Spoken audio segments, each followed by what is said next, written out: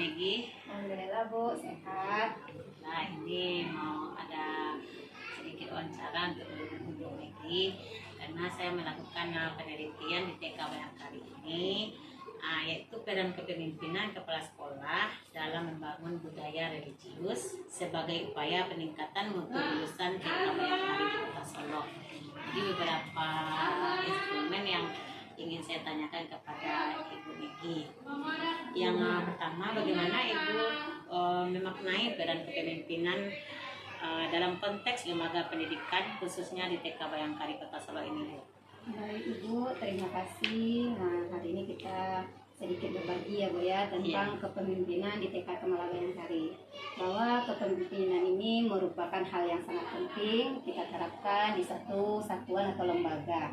Nah, berarti Bu, kepemimpinan ini adalah menjadi satu teladan baik bagi guru, baik bagi warga satuan sekolah.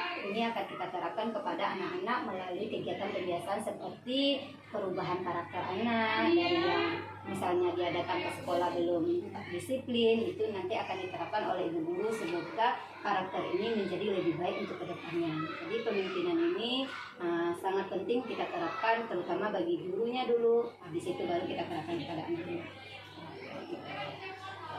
Terima kasih ya Bu. Kemudian apa langkah-langkah Ibu untuk melakukan membangun budaya religius di lingkungan sekolah ini?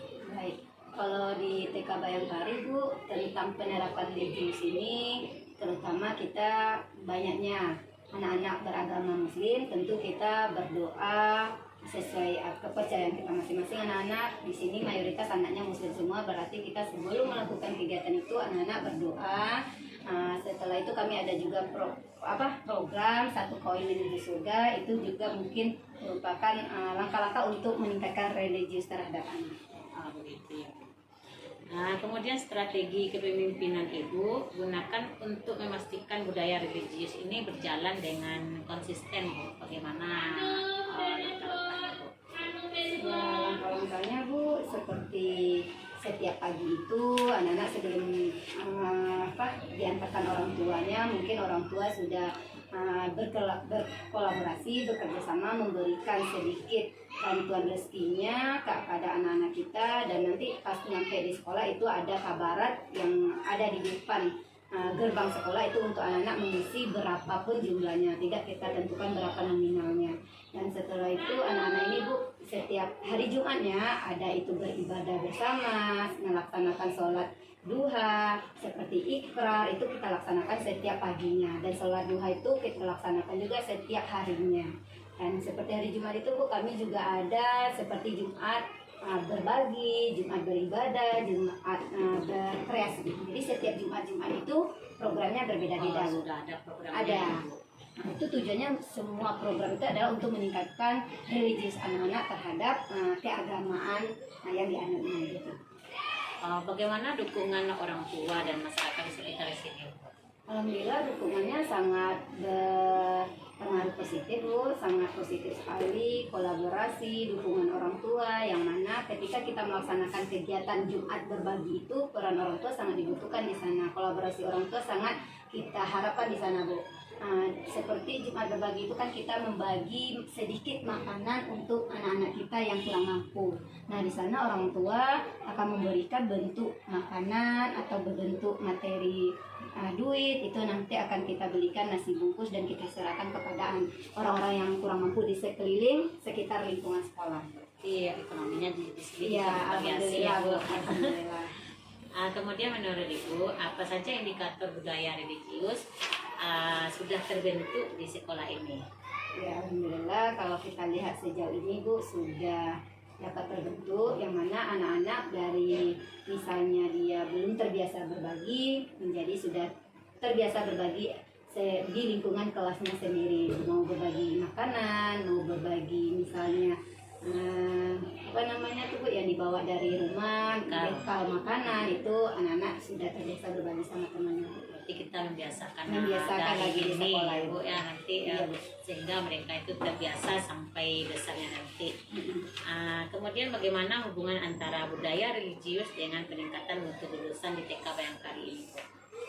Kalau budaya religius terhadap lulusan anak kita ini Bu, alhamdulillah dari tanggapan orang tua itu sudah kita mendapatkan testimoni dari wali murid bahwa anak-anak yang keluar yang tamat dari TK Kemala Bayangkara ini insya Allah anak-anak itu sudah mampu membaca hadis 12 hadis, sudah mampu juga menerapkan sholat duha dengan bacaan yang alhamdulillah agak lancar dan jelas, dan anak-anak juga sudah ada menamatkan sampai Iqra 6, tapi itu tidak semua anak-anak yang mencapai Iqra 6. Yang banyak itu Bu, anak-anak keluar dari TK Bayangkara itu sudah mencapai Iqra 4 atau 3. Iya. Kemudian ada anak-anak TK Bayangkara ini yang masuk di SD saya itu alhamdulillah luar biasa. Sudah tambah. Kemudian apa saja tantangan yang Ibu hadapi dalam membangun budaya religius di sekolah ini? Iya, kalau tantangan mungkin yang lebih merasakan itu terhadap wali kelas ya Bu ya, karena anak-anak itu terbiasa setiap harinya bersama wali kelas melalui kegiatan pembiasaan.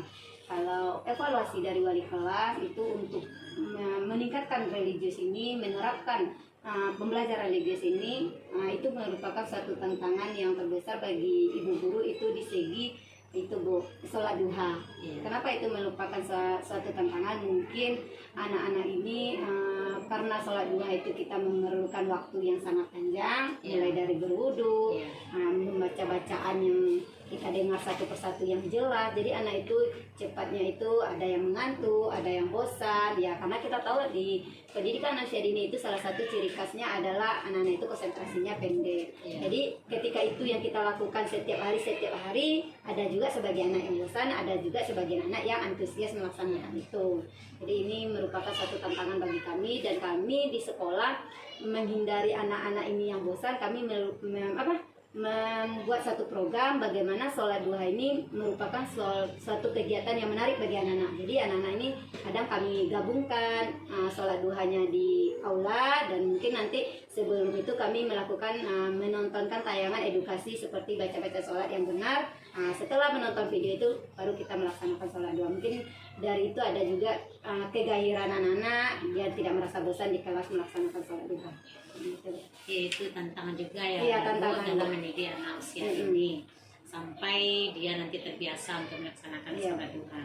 Kemudian bagaimana harapan Ibu dalam pengembangan budaya religius ini untuk mutu lulusan di masa yang akan datang?